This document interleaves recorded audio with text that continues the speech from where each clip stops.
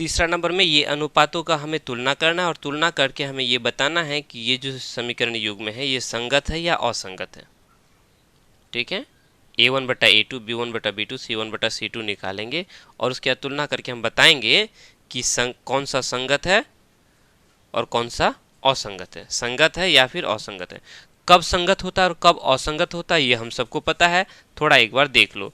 जब A1/A2 बराबर नहीं होगा B1/B2 तब इस स्थिति को कहेंगे संगत। क्या कहेंगे?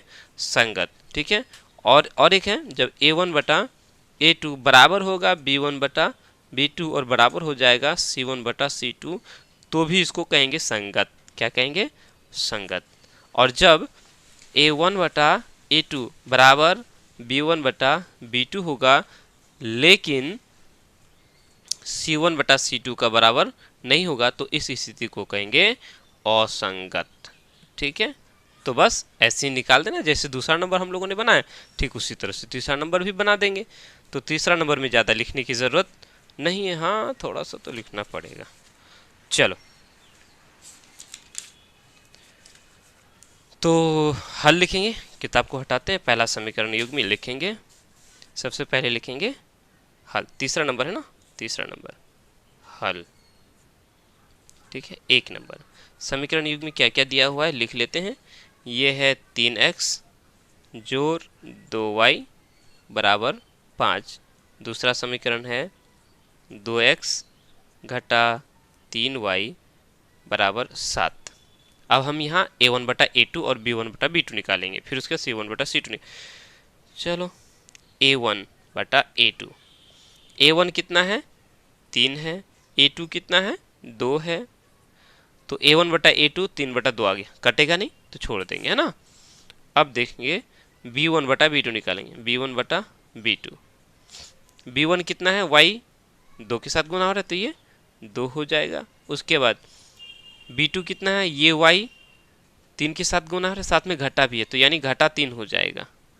ठीक है, अब यहाँ देखो ये है 3/2 और ये है 2/3, या इसको हम लोग ऐसे भी बोल सकते हैं, बटा में घटा को नहीं रखते तो ऐसे भी बोल सकते हैं, घटा 2/3। तो क्या ये दोनों बराबर है? ये 2/3 घटा में है, ये 3/2 है, दोनों बराबर है? नहीं है। लिखेंगे, बस हो गया, और ज़्यादा नहीं करना है इसको। चूँकि A1/A2 बराबर नहीं है B1/B2 के, बराबर नहीं है तो बोलेंगे अतः ये समीकरण युग्म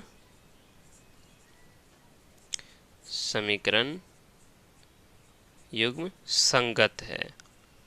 क्या है? संगत है। क्लियर? चलो, बस इतना सा करना है। अब दूसरा नंबर का समीकरण युग्म है 2x घटा 3y बराबर 8। उसके बाद है 4x घटा 6y बराबर 9। इसको भी हम वैसे ही करेंगे, A1/A2, A1 है हमारा 2, A2 है 4, तो ये कट जाएगा, 2 1 2 और 2 दूनी 4, तो ये हो गया 1/2। अब पुनः लिखेंगे B1/B2, B1 है हमारा ये y 3 के साथ गुना है, साथ में घटा है यानी घटा 3 हो गया। B2 घटा 6, तो ये भी कट जाएगा, ये ऊपर भी घटा नीचे भी घटा, खत्म हो गया। 3 1 3, 3 दूनी 6, तो ये हो गया 1/2। ये दोनों ही बराबर हो गया, 1/2 1/2। तो पुनः हम C1/C2 भी ज्ञात करें, C1/C2। ध्यान रहे ये 8 बराबर की इस पार है तो इसको हमें इस पार लेके आ जाना है, तो क्या हो जाएगा, ये 8 इसको इस पार लेके आ जाएंगे तो ये जोड़ में है तो इधर आके घटा 8 हो गया नहीं, और ये इधर आएगा तो जोड़ में है तो घटा में हो जाएगा, तो घटा 9, C2 घटा 9, ऊपर भी घटा नीचे भी घटा, खत्म हो जाएगा, यानी ये हो गया 8/9 हो गया। खैर कुछ भी आए तो A1/A2 और B1/B2 बराबर है लेकिन C1/C2 बराबर नहीं है, तो ये जो रेखाएं होगा क्या होगा, समांतर होगा, और समांतर होने की स्थिति में हम इसको कहेंगे असंगत। क्या कहेंगे? असंगत। लिखेंगे चूंकि A1/A2 बराबर है B1/B2 लेकिन C1/C2 बराबर नहीं है, है ना, तो बोलेंगे अतः दत्त समीकरण युग्म क्या होगा? असंगत है, असंगत है। बस इसको इतना सा ही करके छोड़ देना है। ठीक है, चलो अगला तीसरा नंबर बनाएंगे।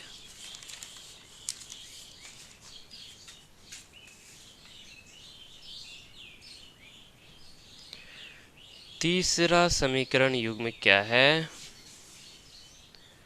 ये है 3/2x जोड़ 5/3y बराबर 7। उसके बाद 9x घटा 10y बराबर 14 है। ठीक है, तो हम क्या करेंगे, यहाँ a1/a2 निकालेंगे। ऐसे ही करते हैं।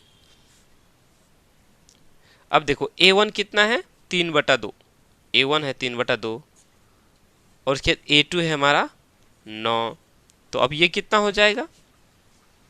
ये सब आप लोग को पता होगा जब इस तरह से दिया हुआ रहे। ध्यान दे, देखो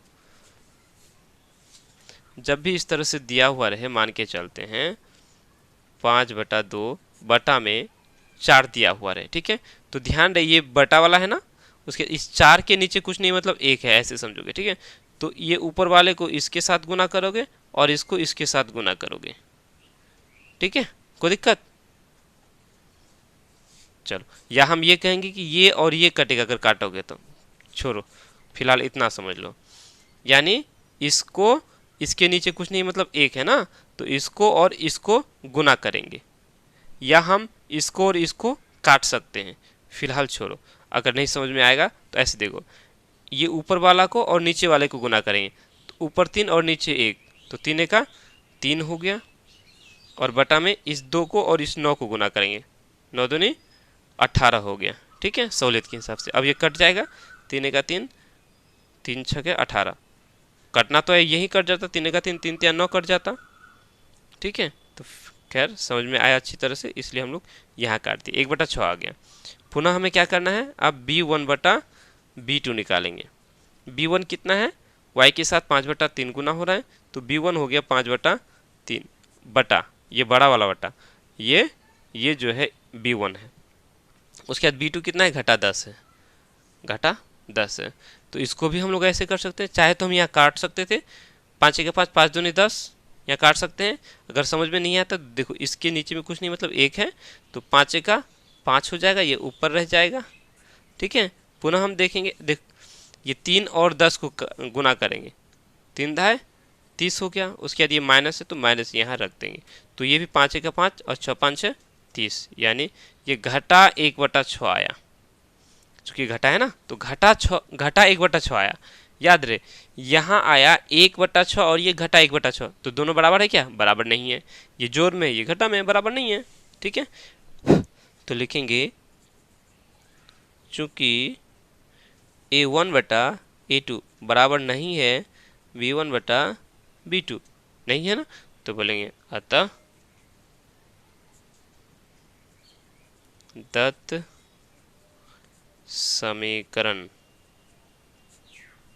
युग्म क्या है? संगत है, संगत है। बराबर नहीं होने से वो क्या हो जाएगा? संगत हो जाएगा, इसका हल निकलेगा। अगर इसको ग्राफ में बैठाएंगे तो इसका क्या निकलेगा? हल निकलेगा। चौथा नंबर है 5x घटा 3y बराबर 11। उसके बाद है घटा 10x जोड़ 6y बराबर घटा 22।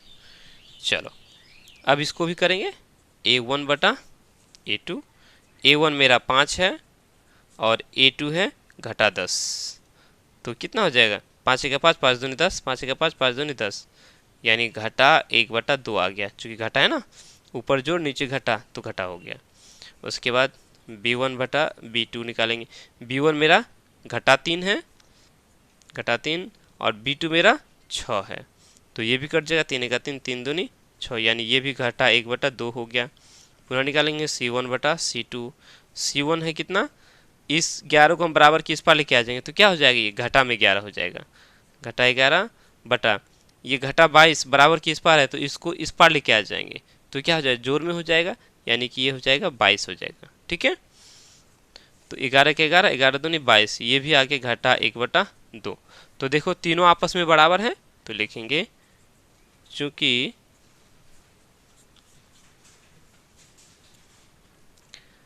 A1/A2 बराबर B1/B2 बराबर C1/C2, सब आपस में बराबर हैं तो बोलेंगे अतः क्या होगा, दत्त समीकरण युग्म क्या है, संगत है। ऐसा जब तीनों आपस में बराबर हो जाएगा तो क्या होगा, ये संगत है लिखेंगे। ठीक है, और एक तो है 5वां नंबर, इसको भी बना लेते हैं।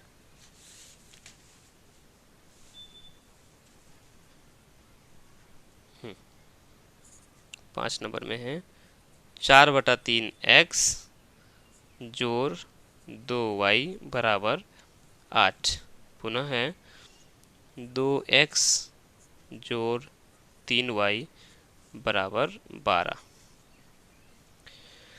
चलो तो इसको भी A1/A2 करेंगे। A1 मेरा है इसका 4/3, तो A1 और 4/3। अब उसके बाद बड़ा वाला बटा लगाएंगे, उसके बाद A2 मेरा 2 है। ठीक है, चलो जैसे उसको बताया था ना, तो इसके नीचे कुछ नहीं मतलब 1 है, तो देखो ये और ये कट जाएगा, 2 दूनी 4 कटेगा ना। चलो नहीं समझ में आता तो इसके नीचे 1 है, 1 और 4 को गुना करोगे तो 4 होगा, और 3 दूनी 6 हो जाएगा। ठीक है, तो ये कट जाएगा, तुका पारा में 2 दूनी 4 और 2 तिया 6, यानी 2/3 हो गया, है ना। उसके बाद निकालेंगे B1/B2। B1 कितना है, 2 है, B2 कितना है, 3 है, तो ये भी आ गया 2/3 ही। अब C1/C2 निकाल लेते हैं, C1/C2। C1 कितना है, 8 को इस पार लेके आएंगे, घटा में हो जाएगा, यानी घटा 8 हो गया।